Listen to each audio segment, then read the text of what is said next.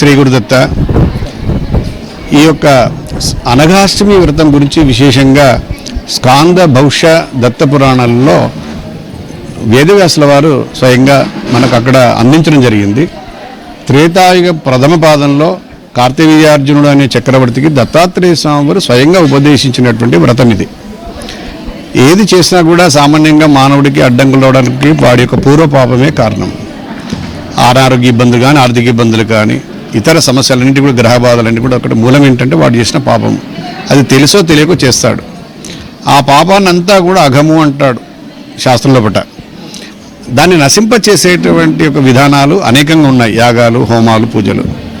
సమస్తమైనటువంటి పాపాలన్నీ ఒకసారి ప్రక్షాళన చేయడానికి మూలం ఏమిటి అంటే ఆ మూల దేవత కావాలి. ఆ దేవతనే అనఘామాత, మహాలక్ష్మి, మహాసరస్వతి, మహాకాళి స్వరూపకంగా దత్తాత్రేయ స్వామి వారు త్రిమూర్తులు వస్తే సహధర్మచారిణిగా త్రిమాతలు వచ్చారు.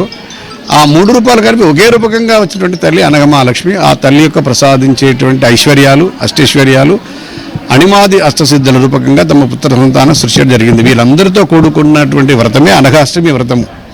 అష్టమి నాడు ఇచ్చారు కాబట్టి దీన్ని అనఘాష్టమి అంటారు. మిగిలిన రోజులు చేసినప్పుడు అనఘా వ్రతం అని చెప్పుకోవాలి మనం.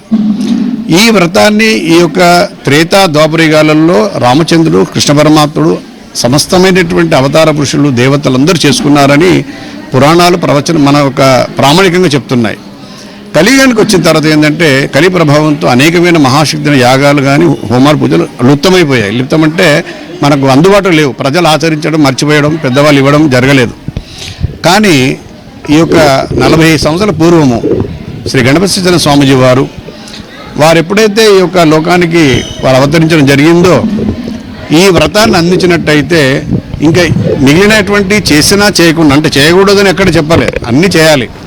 దాంతోపాటుగా ఈ యొక్క అనఘా వ్రతం కూడా అన్ని పూజలు, హోమాలతో పాటు చేసుకున్నట్టయితే తొందరగా ఫలం వస్తుంది. మీరు నమ్మరో ఏ పూజలు, వ్రతాలు ఇచ్చినా కూడా ఆలస్యంగా, చాలా ఎప్పుడో ఏదో కాలానికి అందుతుంది, కొన్ని సంవత్సరాల తర్వాత ఫలితం వస్తుంది. కానీ అనఘా వ్రతంలో 1-2 నెలలు వచ్చేసరికి వాళ్ళ లోపల మార్పు, వాళ్ళ ఇంట్లో ఆర్థిక ఇబ్బందులు తొలగిపోవడం, అనారోగ్య సమస్య తొలగిపోవడం, మనిషి లోపల పరివర్తన రావడం, ఇలాంటివన్నీ కూడా మేము అనుభవించి చూసాం. ఇక్కడ 33 ఏళ్ళు దాటింది ఇక్కడ చేయబట్టి. కాబట్టి ఆ విధంగా ఈ యొక్క వ్రతాన్ని ప్రతి బహుళాష్టమి అంటే పౌర్ణమి తర్వాత వచ్చే అష్టమి నాడు ఉదయం 10 గంటలకు మనం ఇక్కడ లలితా సహస్ర పారాయణ మొదలుపెట్టి అనఘావ్రతం చేసి అందరికీ, భక్తులందరికీ అన్నదానం మన ట్రస్ట్ వాళ్ళు చేస్తారు. అన్నదానాన్ని కూడా చాలామంది ఆర్థిక సాయం చేస్తుంటారు. భక్తులతో నడుస్తున్నది ఈ ఆలయం అంతా కూడా. కాబట్టి ఈ మాధ్యమం ద్వారా, టీవీ మాధ్యమం ద్వారా మీ అందరికీ కూడా మనవి చేసేది ఏమిటంటే, జన్మకో శివరాత్రిలాగా నెలకు ఒక రోజైనా ఒక పూటని ఇక్కడ గడిపి వ్రతం చేసుకొని వెళ్ళండి.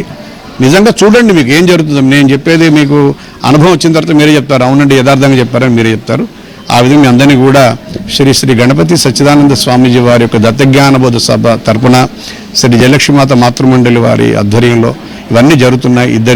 ఈ కార్యక్రమాన్ని కూడా మీ అందరినీ కూడా ఆహ్వానిస్తూ నేను సెలవు తీసుకుంటున్నాను. శుభం భూయాత్. చెప్పండి సార్. నా పేరు